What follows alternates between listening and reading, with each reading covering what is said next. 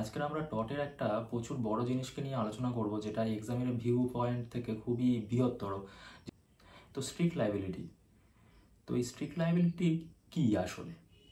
তো strict liability এইটার জন্ম বেশিরভাগ বলতে গেলে টটের পুরো কনসেপ্টটাই তো আমরা ইংল্যান্ড থেকে নিয়েছি। তো এই টটের মধ্যে যে এই স্ট্রিক্ট লায়াবিলিটির যে ব্যাপারটা, তো এটাও ওখান থেকে পুরোপুরি আসছে। তো এটা হচ্ছে 1840, 50, 60 এরকম সামথিংয়ের এরিয়া থেকে এই স্ট্রিক্ট লায়াবিলিটির ব্যাপারটা পুরোপুরি জনপ্রিয় হয়।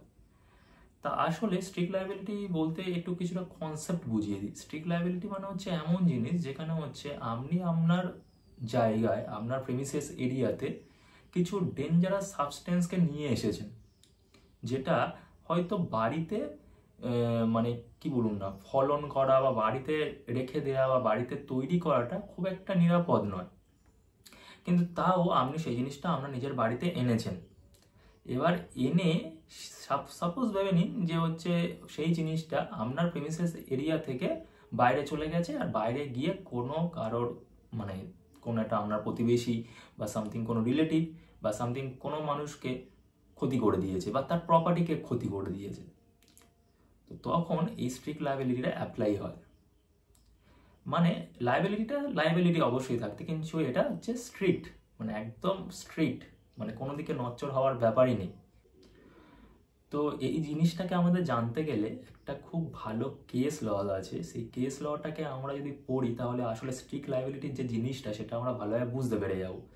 তো স্ট্রিক্ট লায়াবিলিটি জিনিসটার মধ্যে এই জিনিসটা সবচেয়ে বেশি একদম অ্যাকুরেট জিনিস, সেটা পুরোপুরি এটার দ্বারা প্রমাণ হচ্ছে। তা রায়ল্যান্ড ভার্সেস ফ্লেচার। রায়ল্যান্ড হচ্ছে প্লেন্টিভ আর ফ্লেচার হচ্ছে ডিফেন্ডেন্ট। রায়ল্যান্ডের একটা হচ্ছে মাইন আছে, মানে একটা খনি টাইপের কি খনিই আছে, আর ফ্লেচারের একটা ক্ষেত আছে।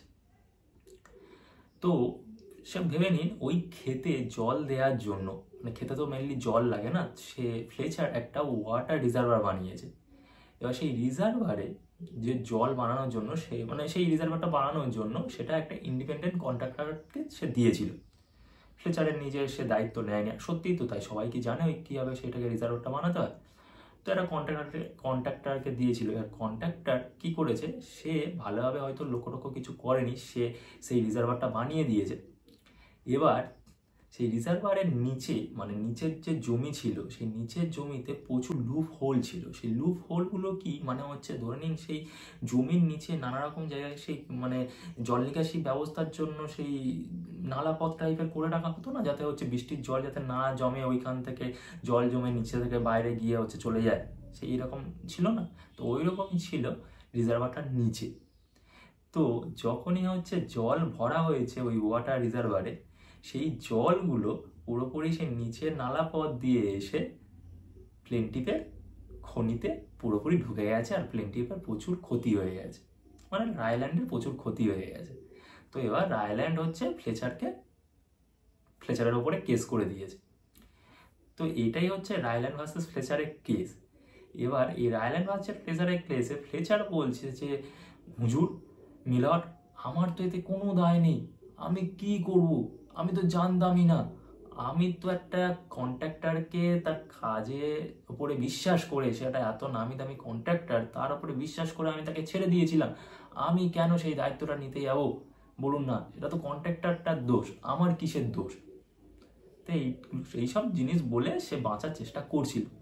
তো অবভিয়াসলি তাই সে তো বাঁচার চেষ্টা করবে, কিন্তু সেই জিনিসটা হয়নি। ফ্লেচারের ওপরে পুরোপুরি মানে একদম দিয়ে দিয়েছে, মিলট বলে দিয়েছে যে না, এটা লায়াবিলিটিটা পুরোপুরি তোমার, কারণ হচ্ছে তুমি একটা ডেঞ্জারাস জিনিস তুমি তোমার নিজের প্রেমিসেসের মধ্যে এনেছো, আর এতটাই বড় ডেঞ্জারাস জিনিস, সেটা যদি তোমার নিজের প্রেমিসেসের মধ্যে থাকতো তাহলে কোনো ব্যাপার ছিল না, কিন্তু সেইটা এসকেপ হয়ে গেছে, বেরিয়ে চলে গেছে বাইরের প্রতিবেশীর এরিয়াতে বা বাইরের কোনো একটা মানুষের এরিয়াতে, সেখানে আবার শুধু যায়ও নি, সেখানে গিয়ে ক্ষতি করে দিয়েছে, ড্যামেজ করে দিয়েছে।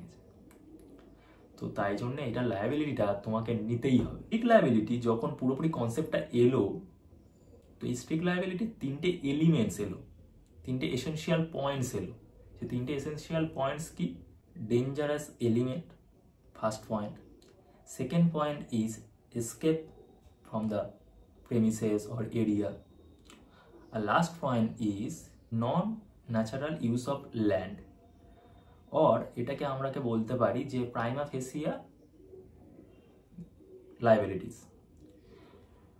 তো এই তিনটে যে জিনিস আছে, যে হচ্ছে ডেঞ্জারাস থিং থাকতে হবে, এসকেপ হতে পারবে না, আবার কি নন ন্যাচারাল ইউজ হতে পারবে না, এই তিনটে জিনিসের মধ্যে তিনটে জিনিসই ম্যাচ হতে হবে, তবেই কিন্তু স্ট্রিক্ট লায়াবিলিটির মধ্যে সেটা পড়বে।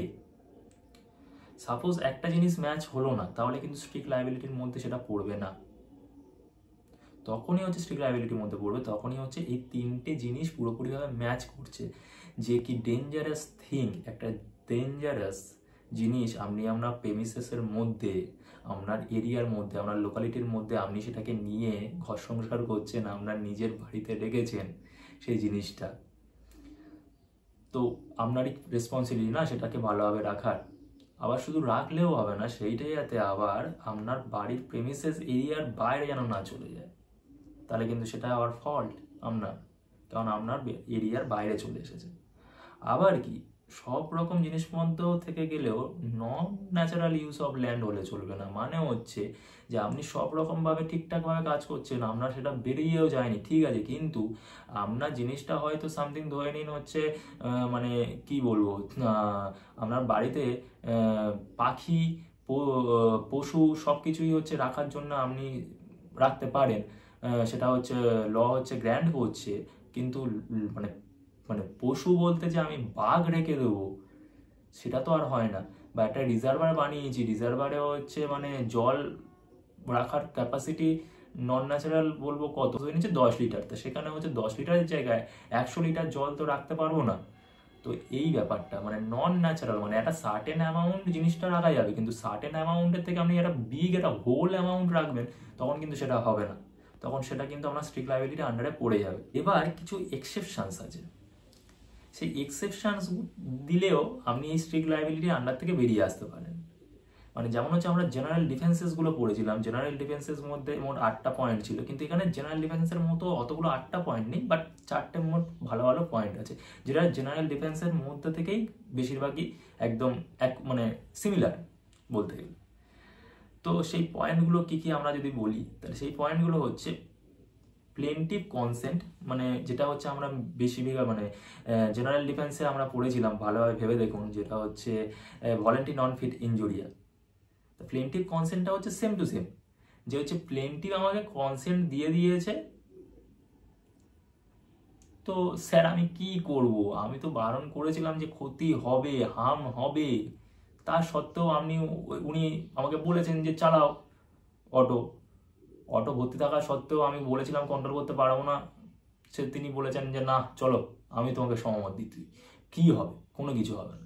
তা স্যার আমি ব্রেক ফেল করেছি, তিনি পড়ে গেছেন রাস্তায়, তিনি মারা গেছেন, সেখানে আমার দোষটা কি? হ্যাঁ আমি প্রচণ্ড দুঃখিত যে হচ্ছে তিনি মারা গেছেন, কিন্তু স্যার আমার এখানে দোষ নেই, কারণ প্লেন্টিভ নিজেই কনসেন্ট দিয়েছিল আমার গাড়িতে চড়বে, আমি তাকে বলেছিলাম এতটা ক্ষতি আপনার হতে পারে।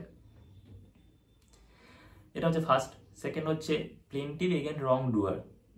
তো প্লেন্টিভ এগেইনস্ট রং ডুয়ার মানে হচ্ছে পুরোপুরি একদম যেটা হচ্ছে আমাদের জেনারেল ডিফেন্সে পড়েছিলাম, সেটাই হচ্ছে এখানে চলে আসে, প্লেন্টিভ দ্য রং ডুয়ার, মানে প্লেন্টিভস ওন ফল্ট। মানে প্লেন্টিভ ওন ফল্ট কেমনভাবে আসছে, মানে হচ্ছে প্লেন্টিভের নিজের দোষে জিনিসটা হয়েছে, যেখানে হচ্ছে ডিফেন্ডেন্টের কোনো দোষ নেই, এখানে ডিফেন্ডেন্টের কোনো দোষ নেই, সে কি করবে, প্লেন্টিভের নিজের দোষেই জিনিসটা হয়েছে, তারপরে ফের আবার কেস ঢুকেছে, সেখানে কীভাবে হবে জিনিসটা। এখানে একটা খুব ভালো কেস ল আছে, সেই পয়েন্টিং হচ্ছে প্লেন্টিভ, নুক্সের হচ্ছে ডিফেন্ডেন্ট। তা মানে কি বলবো, নুক্সের বাড়িতে কিছু এরিয়াতে মানে এমন কিছু গাছ লাগানো ছিল যেগুলো একটু বিষধর টাইপের, যেগুলো মানে সাধারণ মানুষ সেইগুলো খায় না, মানে সেগুলো খেলে মানুষ মারা যাবে, জন্তু জানোয়ার মারা যাবে।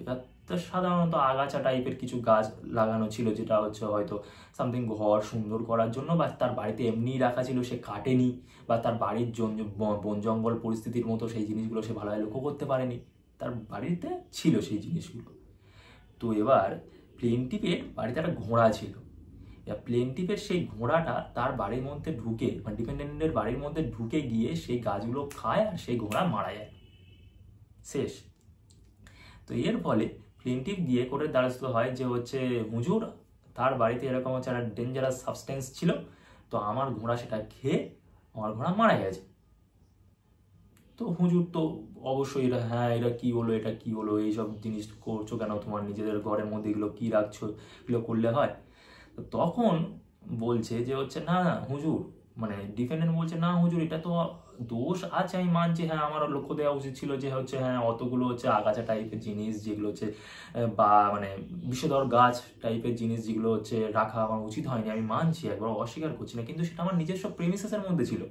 আর এইটাতে আমি ঠিক একদম ঘুরে চলে যাই স্ট্রিক্ট লায়াবিলিটিতে। স্ট্রিক্ট লায়াবিলিটিতে 3টে এসেনশিয়াল পয়েন্ট ছিল, সেই 3টে এসেনশিয়াল পয়েন্টের মধ্যে কিন্তু একটা পয়েন্ট ছিল এক্সেপ্ট সরি, সেই 3টে এসেনশিয়াল পয়েন্ট ছিল, সেই 3টে এসেনশিয়াল পয়েন্টের মধ্যে কিন্তু একটা ছিল এক্সেপ্ট ফ্রম দ্য প্রিমিসেস, মানে প্রিমিসেসের থেকে বেরিয়ে যেতে হবে, সেই ডেঞ্জারাস সাবস্টেন্সটা বেরিয়ে যেতে হবে, তবে কিন্তু আপনি স্ট্রিক্ট লায়াবিলিটির আন্ডারে ফাঁসবেন।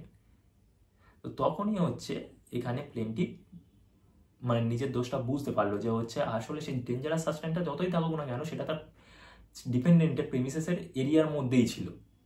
মিলরও সেখানে তখন বুঝতে পারলো তার এরিয়ার মধ্যে ছিল, সেটা বেরিয়ে যায়নি। তো এখানে ডিপেন্ডেন্টের কোনো দোষ নেই, প্লেন্টিভেরই দোষ, প্লেন্টিভের ঘোড়ারই দোষ হলো। এটা দ্বিতীয় পয়েন্ট হয়ে গেল। তৃতীয় ডিফেন্স কি?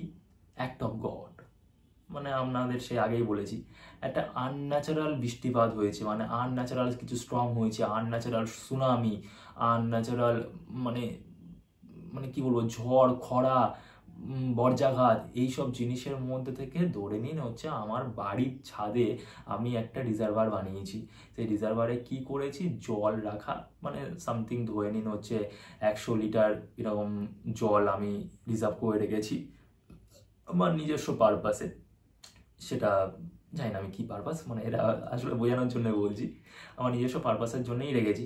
কিন্তু একদিন প্রচণ্ড বৃষ্টিপাত হয়েছে, যেটা হচ্ছে মানে ভগবান ওরকম বৃষ্টিপাত করা ছাড়া কোনোদিন সম্ভবই নয়, ওরকম বৃষ্টিপাত হওয়া, আনন্যাচারাল বৃষ্টিপাত, প্রচুর বৃষ্টিপাত হয়েছে। তো আমার যে ক্যাপাসিটি ছিল রিজার্ভারে, সেই ক্যাপাসিটির দ্বিগুণ বৃষ্টিপাত হয়ে গেছে। তা সেই দ্বিগুণ বৃষ্টিপাত হওয়ার জন্য জল উপচে পড়েছে, আর উপচে এতটাই পড়েছে সেটা হচ্ছে মানে সে যার বাড়ি ছিল তার বাড়ি পুরো ভেসে গেছে। তো তার প্রপার্টি ড্যামেজ হয়েছে, সে গিয়ে হচ্ছে আমাকে ওপরে কেস ফাইল করেছে যে হুজুর দেখুন তার বাড়িতে হচ্ছে এরকম একটা ডেঞ্জারাস সাবস্টেন্স, একটা নন ন্যাচারাল ইউজ অফ ল্যান্ড করে রেখেছে, আবার এসকেপও করেছে, তাহলে তো আমি তো স্ট্রিক্ট লায়াবিলিটিতে ফাঁসবো। কিন্তু না, ফাঁসবো না, কারণ আমি ডিফেন্স পেয়ে যাচ্ছি কি অ্যাক্ট অফ গডের। অ্যাক্ট অফ গডের ডিফেন্সটা আমি কেন পেয়ে যাচ্ছি, কারণ হচ্ছে এটা আমার ওপরে নেই ওই অত বৃষ্টিপাত হওয়া, হুজুর আমার ক্যাপাসিটি ছিল 100 লিটার জল যেমন আমি ক্যাপাসিটির মধ্যে রেখেছিলাম, আমি সেই ক্যাপাসিটিটা ওর থেকে যদি হচ্ছে নর্মাল বৃষ্টিপাত হতো, যেমন হচ্ছে বৃষ্টিপাত হয় প্রতি বছর, সেই নর্মাল বৃষ্টিপাতেও জল ক্যাপাসিটির মধ্যে ছিল, আমার সেই জলটা ধরে রাখতে পারতো। কিন্তু এবছর যে বৃষ্টিপাতটা হয়েছে, যেটা যে অ্যাক্ট অফ গডের আমি কনসিডার করছি, সেটা হচ্ছে দ্বিগুণ বৃষ্টিপাত হয়েছে, তার জন্য উপচে পড়তে বাধ্য হয়েছে, এটা আমার কোনো দোষ নেই। তো এই অ্যাক্ট অফ গডের এই ডিফেন্সটা আমি তখন পেয়ে যাবো। The fourth defence is the third party. The third party মানে হচ্ছে এমন কিছু পাবলিককে বোঝানো হচ্ছে যে হয়তো আমার রিলেটিভ নয় বা আমার সার্ভেন্ট নয় বা আমার সাথে কোনো তার লিঙ্ক নেই, মানে ডিফেন্ডেন্টের সাথে তার কোনো লিঙ্ক নেই। তো ধরুন প্লেন্টিভের ক্ষতি হয়েছে, তো অবভিয়াসলি না হলে তো টট হবে কি হবে, প্লেন্টিভের ক্ষতি হয়েছে ডিফেন্ডেন্টের জন্য, কিন্তু ডিফেন্ডেন্টের এখানে কোনো ফল্ট নেই। তো এই জিনিসটা ফলটা কার জন্য হয়েছে, তো এই ফলটা হয়েছে একজন থার্ড পার্টির জন্য। তো এখানে কি ডিফেন্ডেন্ট লায়াবেল হবে না, এখানে থার্ড পার্টির ডিফেন্সটা সে পেয়ে যাবে। If there is any third party who is not my relative, not defendant's relative or a servant, then he is the not liable for this cause of harm to the plaintiff. তো এই জিনিসটা যদি আমরা পুরোপুরি ভালোভাবে আর একটু গুছিয়ে বলি যে হচ্ছে থার্ড পার্টি মানে হচ্ছে এমন জিনিস হচ্ছে যেটা হচ্ছে ডিফেন্ডেন্টের জন্য ক্ষতি হয়েছে কিন্তু ডিফেন্ডেন্ট কোনো ভুল করেনি, সেটা হচ্ছে কোনো থার্ড পার্টির জন্য ভুল হয়েছে, তাহলে সেই থার্ড পার্টিটা যদি আমার ডিফেন্ডেন্টের কোনো রিলেটিভ না হয়, কোনো সার্ভেন্ট না হয়, তাহলে সেই যে ক্ষতিটার জন্য ডিফেন্ডেন্ট লায়াবেল হবে না। তখন এই থার্ড পার্টির ডিফেন্সটা দিয়ে স্ট্রিক্ট লায়াবিলিটি থেকে আমরা বেঁচে যেতে পারবো। তো এই জিনিসটাই হচ্ছে পুরোপুরি স্ট্রিক্ট লায়াবিলিটির আন্ডারে পড়ছিল। আশা করি তোমাদেরকে ভালোভাবে বোঝাতে পেরেছি। যদি না বুঝতে পারো তাহলে হচ্ছে কমেন্টে জানাবে, আমি একবার আরও ভালোভাবে শর্টে ভিডিও করে একটু বোঝানোর চেষ্টা করব। ভালো লেগে থাকে তাহলে হচ্ছে লাইক, কমেন্ট আর সাবস্ক্রাইব করতে ভুলো না। নেক্সট ভিডিওতে দেখা হচ্ছে।